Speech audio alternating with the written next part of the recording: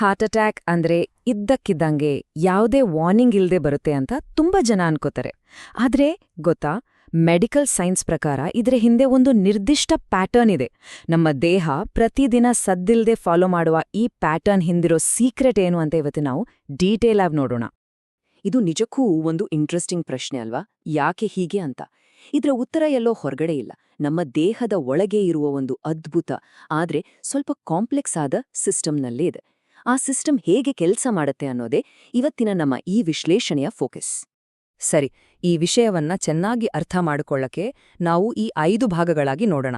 ಮೊದಲು ಈ ಪ್ರಾಬ್ಲಮ್ನ ಪ್ಯಾಟರ್ನ್ ಏನು ಅಂತ ನೋಡೋಣ, ಆಮೇಲೆ ಅದರ ಹಿಂದಿನ ಸೈಂಟಿಫಿಕ್ ಕಾರಣಗಳೇನು ಅಂತ ತಿಳ್ಕೊಳ್ಳೋಣ, ಮತ್ತು ಕೊನೆಗೆ ಮುಖ್ಯವಾಗಿ ಇದರಿಂದ ನಮ್ಮನ್ನು ನಾವು ಹೇಗೆ ರಕ್ಷಿಸಿಕೊಳ್ಳಬಹುದು ಅನ್ನೋದ್ರ ಬಗ್ಗೆ ಗಮನ ಕೊಡೋಣ. ಸರಿ, ಹಾಗಾದ್ರೆ ನಮ್ಮ ಮೊದಲ ಭಾಗ ಶುರು ಮಾಡೋಣ.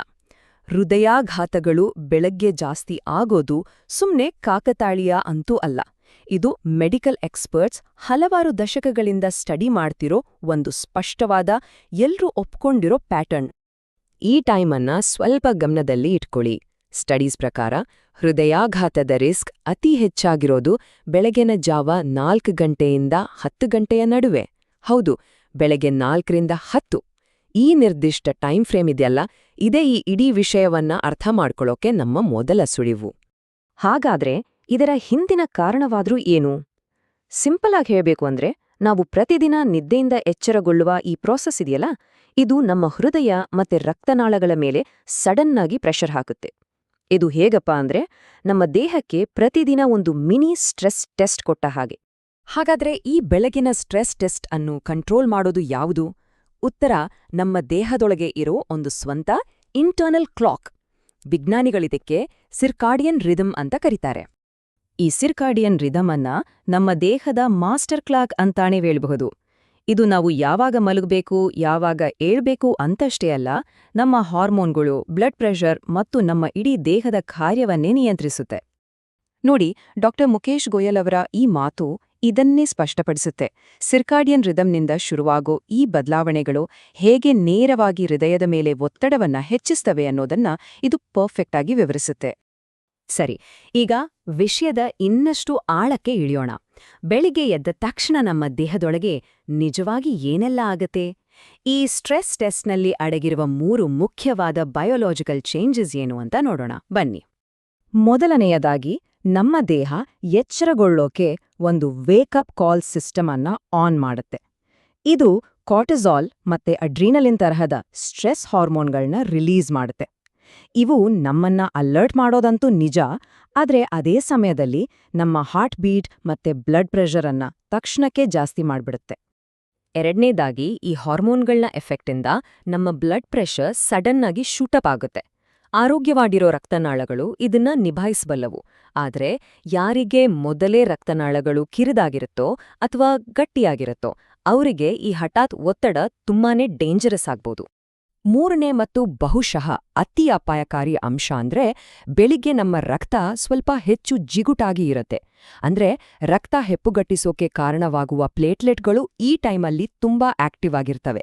ಈ 3 ಅಂಶಗಳು ಒಟ್ಟಿಗೆ ಸೇರಿದಾಗ ಅದು ಹೃದಯಾಘಾತಕ್ಕೆ ಒಂದು ಪರ್ಫೆಕ್ಟ್ ಸ್ಟಾರ್ಮ್ ಅನ್ನೇ ಸೃಷ್ಟಿ ಮಾಡುತ್ತೆ. ಅಂದ್ರೆ ಒಂದು ಕಂಪ್ಲೀಟ್ ಡೇಂಜರಸ್ ಸನ್ನಿವೇಶ.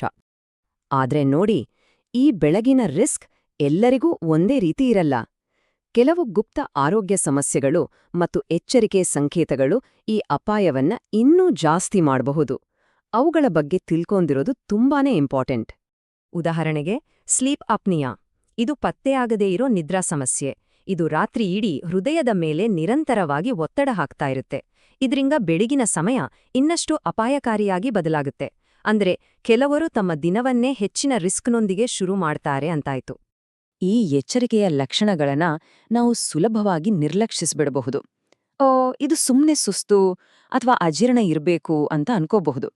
ಆದ್ರೆ ಎದೆನೋವು, ಉಸಿರಾಟದ ತೊಂದ್ರೆ ಅಥವಾ ಎಚ್ಚರಾದ ಮೇಲೆ ವಿಪರೀತ ಸುಸ್ತು, ಈ ಥರದ ಲಕ್ಷಣಗಳು ಕಂಡುಬಂದ್ರೆ ಅದು ತುಂಬಾನೇ ಸೀರಿಯಸ್ ಸೂಚನೆಯಾಗಿರಬಹುದು.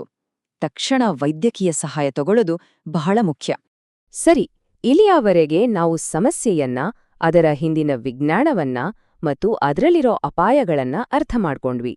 ಈಗ ಎಲ್ಲರಿಗಿಂತ ಮುಖ್ಯವಾದ ಭಾಗಕ್ಕೆ ಬರೋಣ.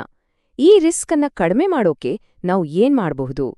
ನಾವು ತಗೋಬೋದಾದ ಸಿಂಪಲ್ ಮತ್ತು ಪ್ರಾಕ್ಟಿಕಲ್ ಸ್ಟೆಪ್ಸ್ ಏನು ಅನ್ನೋದನ್ನ ನೋಡೋಣ. ನೋಡಿ, ಮೆಡಿಕಲ್ ಎಕ್ಸ್ಪರ್ಟ್ಸ್ ಹೇಳೋ ಈ ತಡೆಗಟ್ಟೋ ಕ್ರಮಗಳು ತುಂಬಾ ಸ್ಪಷ್ಟವಾಗಿವೆ. ರೆಗ್ಯುಲರ್ ಹೆಲ್ತ್ ಚೆಕಪ್, ಆರೋಗ್ಯಕರ ತೂಕ, ವ್ಯಾಯಾಮ ಮತ್ತು ಒಳ್ಳೆ ನಿದ್ದೆ. ಈ ಥರದ ಚಿಕ್ಕ ಚಿಕ್ಕ ದೈನಂದಿನ ಆಯ್ಕೆಗಳು ಲಾಂಗ್ ರನ್ನಲ್ಲಿ ನಮ್ಮ ಹೃದಯಕ್ಕೆ ದೊಡ್ಡ ರಕ್ಷಣೆಯನ್ನ ಕೊಡುತ್ತೆ.